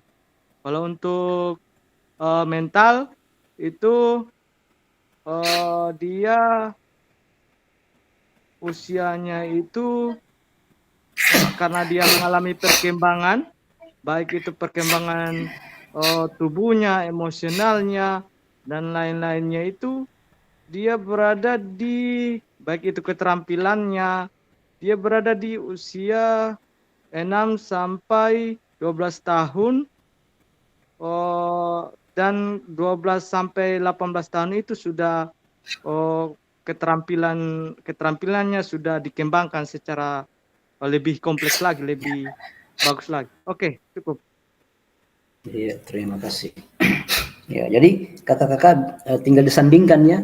Di poin karakteristik kan ada 1, 2, 3, ada 4 karakter. Jadi kaitannya hubungannya dengan di bidang apa-apa, kemudian di usia apa-apa. Jadi oke, makasih. Lanjut kakak yang lain silakan. Kak Indri dan Kak Sustriza sudah menyampaikan pendapatnya. Mungkin Kak Noni atau Kak Ade, Kak Metri, silakan memberikan pendapatnya. Karakteristik berjalan berlari itu dia masuk di bidang apa? Apakah sosial, jasmani, emosional, atau mental? Kemudian dia usia keberapa yang mengalami fase itu? Kemudian yang kedua, anak-anak usia dini mulai mengembangkan rasa diri, mereka sendiri belajar untuk memahami perasaan, itu masuk di bidang apa? Apakah emosional, sosial, atau mental, dan di umur berapa? Ada yang menambahkan lagi, silakan. Ya, silakan kakak. Saya agak kurang sehat sebenarnya, hanya masih bisa ya. Flu. Ya, oke, silakan.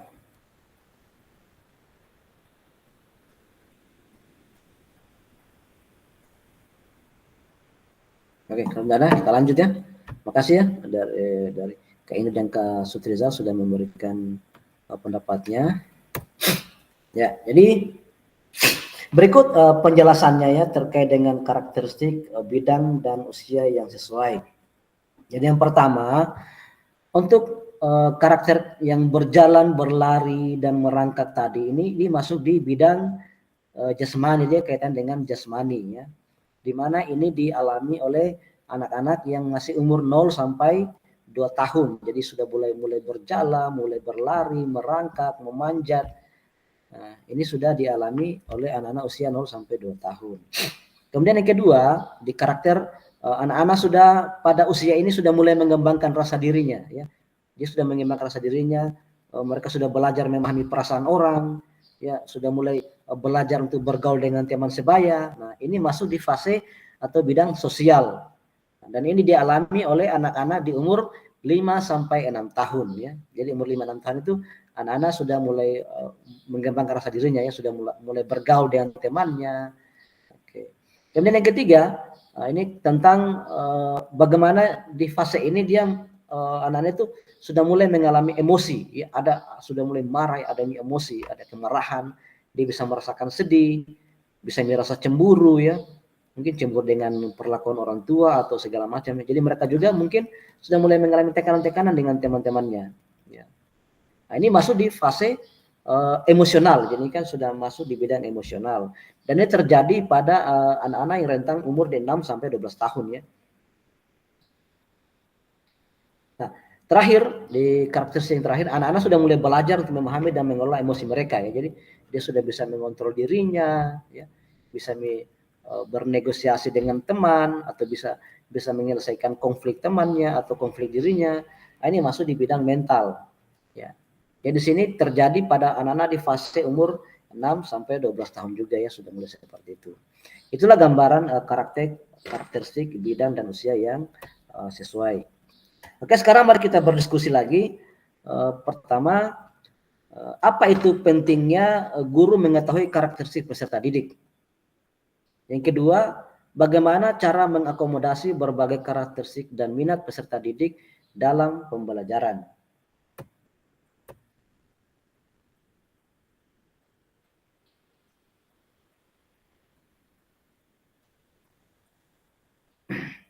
Ya, silakan kakak-kakak jawabannya dituliskan di kolom chat ya. Ya, kalau mau berpendapat langsung juga bisa. Kalau tidak, mungkin bisa dituliskan di kolom chat apa pendapatnya ya. Apa pentingnya guru mengetahui karakteristik peserta didik? Untuk apa kita tahu itu karakternya anak-anak tadi itu? Apa gunanya kayak gitu ya? Kemudian bagaimana caranya kita mengakomodasi berbagai karakteristik dalam minat peserta didik dalam pembelajaran? Ya, jadi bagaimana kita mengatur di pembelajaran kita setelah kita tahu ya, oh ternyata anak-anak karakternya seperti tadi, ada 4 karakter tadi. Ya, silakan kakak-kakak menjawab langsung atau bisa di kolom chat ya.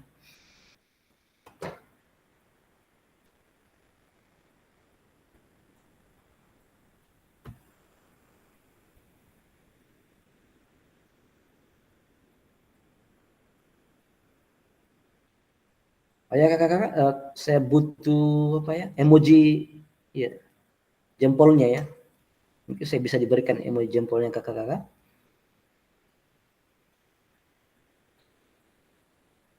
Iya, terima kasih Kak Sutrizal.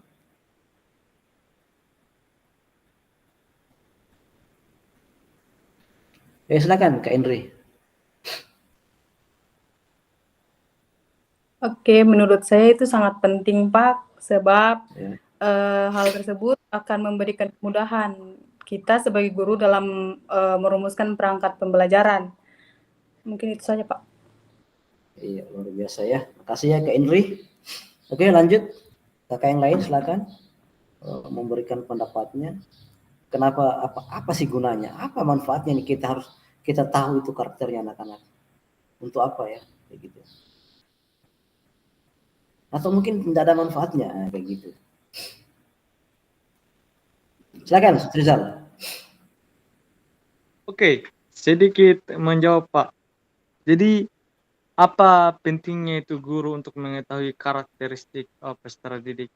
Jadi ini tujuannya berdasarkan dari saya di lapangan dan mengikuti pelatihan-pelatihan seperti Zoom.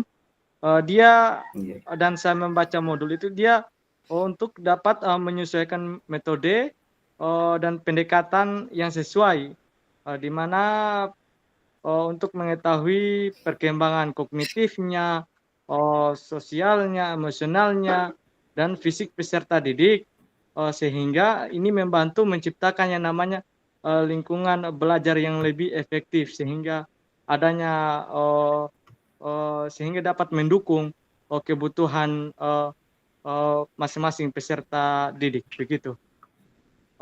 Jadi kita bisa menyesuaikan metode pembelajaran apa yang akan kita gunakan nanti. Kemudian bagaimana cara mengakomodasi berbagai karakteristik dan minat peserta didik ini? Saya bisa menjawab, saya sebagai guru di situ saya dapat menggunakan metode pembelajaran yang bervariasi, seperti pendekatan di mana pembelajaran itu aktif, seperti pembelajaran yang berdiferensiasi, di mana saya harus melihat dulu tingkat kemampuan peserta didik saya lihat dan saya bagi, saya memisahkan, oh ini tingkat peserta didik saya masih rendah memahami, ini cukup memahami, oh ini sudah memahami. Jadi di situ saya bisa melihat begitu, berdasarkan dari tingkat kemampuan peserta didik, sehingga saya dapat memenuhi kebutuhan dan minat yang diinginkan oleh peserta didik saya. Oke, cukup. Iya, luar biasa ya. Terima kasih Kak Sutrizal. Oke, lanjut. Ada lagi yang lain?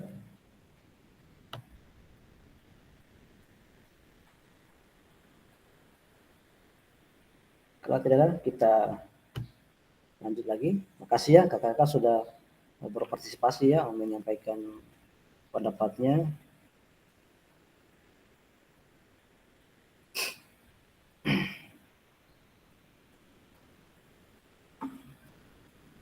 Ya, jadi memang apa pentingnya guru mengerti karakter peserta didik? Ya, salah satunya mengisyaratkan guru hendaknya mempertimbangkan karakter peserta didik dalam mengisi program pembelajaran yang berpusat pada peserta didik. Ya, mungkin penerapannya bisa dengan pembelajaran berdiferensiasi ya. Oke, lanjut. Sekarang kita masuk di pembelajaran 3 tentang pembelajaran diferensiasi dalam PJOK. Ya. Jadi pembelajaran diferensiasi ini adalah usaha guru untuk menyesuaikan pembelajaran di kelas untuk memenuhi kebutuhan belajar individu murid. Ya, ini menurut pendapat Tomlinson. Saya kira kakak sudah sering mendengar ya namanya pembelajaran diferensiasi, bukan lagi hal baru ya. Ya, jadi diferensiasi itu ada 3 jenis ya. Pertama, diferensiasi konten ya. Jadi diferensiasi konten dia merujuk pada strategi yang membedakan pengorganisasian dan format penyampaian konten. Jadi konten itu adalah materi, pengetahuan, konsep dan keterampilan yang perlu dipelajari peserta didik berdasarkan kurikulum. Itu diferensiasi konten. Kemudian ada diferensiasi proses. Ya, proses ini dia merujuk pada strategi yang membedakan proses yang dijalani oleh peserta didik yang dapat memungkinkan peserta untuk berlatih dan memahami isi konten. Kemudian yang ketiga itu diferensiasi produk. Ya, produk di sini dia merujuk pada strategi yang membedakan produk hasil belajar murid atau hasil latihan atau penerapan dan pengembangan apa yang telah dipelajari. Jadi inilah 3 model jenis diferensiasi. Jadi ada diferensiasi konten, ada proses dan produk. Ya, konten itu berisi tentang materi ya. Mungkin materinya kita bisa buat lebih menarik sehingga anak-anak itu merasa tertarik untuk belajar ya. Mereka tidak bosan ya. Jadi mungkin kita bisa menyajikan materinya dengan menggunakan audio visual atau menggunakan tampilan, kita bisa buat gambar-gambar atau bisa juga kalau kita mampu kita bisa tampilkan video ya. Sehingga anak-anak itu tertarik ya, mereka tertarik dengan pelajaran PJOK yang kita bawakan ya. Atau bisa juga kita langsung bisa praktek langsung juga lebih bagus lagi. Jadi bagaimana kita guru berkreasi ya, kita memberikan pembelajaran yang diferensiasi, yang berbeda ya. Kemudian diproses, ya diproses dia bagaimana strategi belajar yang kita berikan ya. Mungkin pada saat anak-anak jenuh, bisa kita lakukan ice breaking ya, yang sering kita lihat di sekarang-sekarang ya. Kita kasih ice breaking, atau kita bisa gunakan teknik stop ya. Jadi pada saat anak-anak itu dia jenuh dengan pembelajaran di kelas, kita bisa gunakan teknik stop. Jadi kita suruh anak-anak itu diam sejenak, kemudian kita suruh dia merenung ya, atau tutup matanya, hening sejenak, tarik nafas panjang, keluarkan ya, barang 5 menit. Itu namanya diferensiasi proses. Jadi ada proses-proses yang kita masukkan ya, sehingga anak-anak itu tidak jenuh dengan pelajarannya kita. Nah, kalau produk, diferensiasi produk ini adalah hasil ya. Jadi ada hasil, ada output yang didapatkan dari anak-anak dari apa yang kita berikan ya. Jadi produk ini tidak harus dalam bentuk barang ya, bisa bentuk pengetahuan ya. Mungkin setelah kita kasih materi, mungkin cara menendang bola, outputnya atau produknya itu anak-anak tahu cara menendang bola yang baik. Ya, itu gambaran tentang diferensiasi ya, baik itu konten, proses, dan produk. Ya, oke. Setelah membaca dan berdiskusi situasi pembelajaran 1 dan 2 tentang contoh langkah-langkah pembelajaran diferensiasi di LMS, ya ini kan saya yakin kakak sudah buka LMS ya. Pertama, pertanyaannya, adakah kendala yang kakak alami dalam melakukan proses strategi pembelajaran diferensiasi dalam PJOK? Yang kedua, gagasan baru apa yang kakak dapatkan dari contoh-contoh strategi diferensiasi dalam modul? Ini ada pertanyaannya. Ini sudah di akhir ya. Ya, jadi ini pertanyaan ini mungkin kakak-kakak bisa setelah sesi ini bisa diunggah ya hasil refleksinya ya. Jadi ini merupakan pertanyaan refleksi ya. Mungkin adakah kendala yang kakak alami dalam melakukan strategi pembelajaran diferensiasi di dalam PJOK, atau mungkin yang kedua adakah gagasan baru yang kakak dapatkan ya dari contoh-contoh penerapan strategi berdiferensiasi dalam modul. Dan saya pikir kalau yang PPG juga kan ini searah ya ini pembelajaran ini ya. Kakak juga dia mengajarkan bagaimana itu diferensiasi. Oke, ada yang mau ditanyakan sebelum kita lanjut? Karena kayaknya sudah tinggal berapa sudah mau selesai ya. Ada pertanyaan kakak-kakak terkait materinya kita?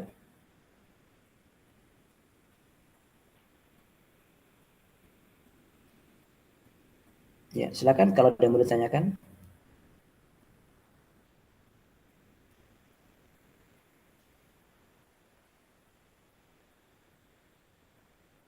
Ya, kakak masih mendengar suara saya? Ya, halo. Ini saya bertanya sedikit tentang ini untuk materi yang terakhir ini kita unggah di apa namanya di lembar kerja, berarti ada formatnya di sana kakaknya. Iya, dia kan Di modul. refleksi ya, refleksi. Jadi di refleksi itu kakak-kakak menjelaskan mungkin apa yang didapat dari materi dari modul itu, kemudian apa kendala yang didapatkan, mungkin ada solusinya yang ini lakukan gitu. Berarti di modul kan ada disiapkan untuk kita buat jawaban kan? Iya, jadi di modul itu kan kita berefleksi. Jadi refleksi itu tergantung kakak-kakak ya, kan sudah dipelajari. Ada beberapa macam refleksi. Tinggal kakak pilih mau ambil yang mana model refleksi yang kakak rasa suka ya. Ada yang model 6 watt, so watt apa itu. Ada juga yang model ada 3 komponen, ini macam-macam itu modelnya. Model framework, Borton, ya tinggal dipilih saja. Mana yang kakak anggap suka, itu yang Bapak buat. Jadi di situ kakak membuat refleksinya di model itu. Tinggal kakak mengganti pertanyaannya, artinya tentang topiknya mungkin modul 1.2 tentang apa, ya ganti lagi dengan 1.3 model apa. Itu kembali ke kakak-kakak sendiri ya, mau menggunakan model refleksi yang bagaimana.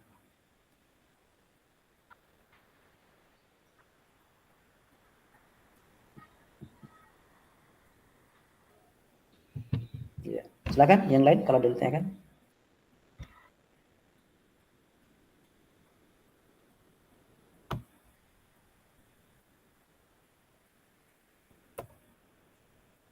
Ya, oke lanjut saya ingatkan kembali ya. Setelah sesi ini, silakan kakak-kakak mengunggah hasil refleksi modul 1.3 di LMS. Jangan lupa gunakan pertanyaan refleksi untuk menulis refleksi Anda ya. Jadi di sini kakak-kakak menggunakan pertanyaan refleksi ya yang sudah dipelajari kemarin ya. Ada beberapa contoh refleksi ya. Ya, baiklah Bapak Ibu, kakak-kakak, pada akhir sesi ini hari ini kita pertama harapannya kita ya. Pertama kita memahami konsep pembelajaran PJOK yang berpusat pada peserta didik, istilahnya SCL tadi ya. Pembelajaran yang berpusat peserta didik. Yang kedua, kita memahami minat peserta didik itu sesuai dengan karakteristiknya, bidang jasmani, sosial, emosional, dan mental sesuai usianya. Ini kita pahami ya. Yang karakter ini dia masuk bidang apa, ya. Kemudian usianya yang keberapa. Dan terakhir, bagaimana kita menganalisis studi kasus kegiatan pembelajaran PJOK yang berdiferensiasi. Ya, saya pikir itulah akhir sesi daripada kegiatan kita pada kali ini. Terima kasih kakak-kakak semua. Semoga bisa kita pahami dan harapan saya tetap kita ikuti kegiatan sampai selesai ya. Kemudian tugas-tugasnya dibuat ya, saya pikir gampang ya, tinggal bagaimana kakak-kakak berkreasi. Oke, baiklah kakak-kakak, seperti biasa sebelum kita akhiri kegiatannya kita terlebih dahulu kita berdoa bersama, setelah itu kita foto bersama. Tadi yang sudah pimpin doa Kak Sutrizal, mungkin ada kakak yang siap untuk menutup, pimpin doa penutup, ada yang siap?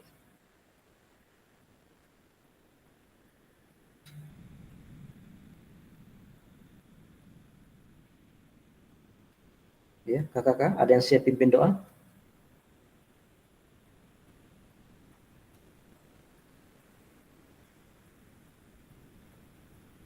Ya, baiklah. Mungkin belum siap. Oke.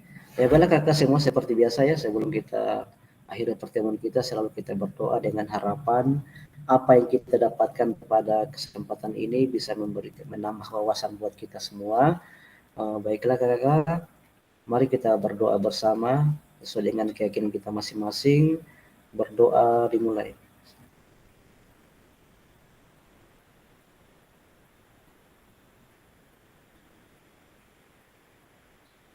Berdoa selesai. Ya, baiklah kakak-kakak, sebelum kita akhiri, mari kita berfoto bersama ya. Jadi kalau bisa semuanya kita on cam sambil screenshot ya.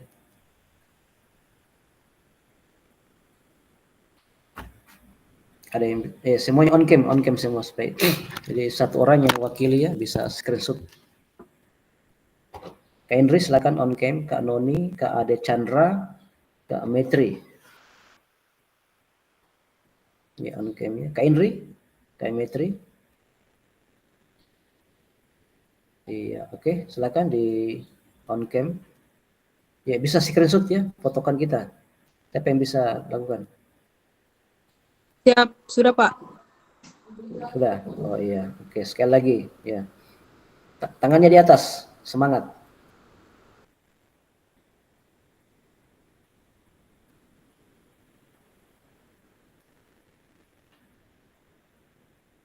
Oke, sudah, Kak Indri? Oke, ya, terima kasih kakak semua. Di akhir kegiatan kita kali ini, semoga kita tetap bersama dalam semuanya. Harapan saya tugas-tugasnya diselesaikan. Oke, saya akhiri ucapan. Assalamualaikum warahmatullahi wabarakatuh. Waalaikumsalam warahmatullahi wabarakatuh. Waalaikumsalam warahmatullahi wabarakatuh. Waalaikumsalam warahmatullahi wabarakatuh.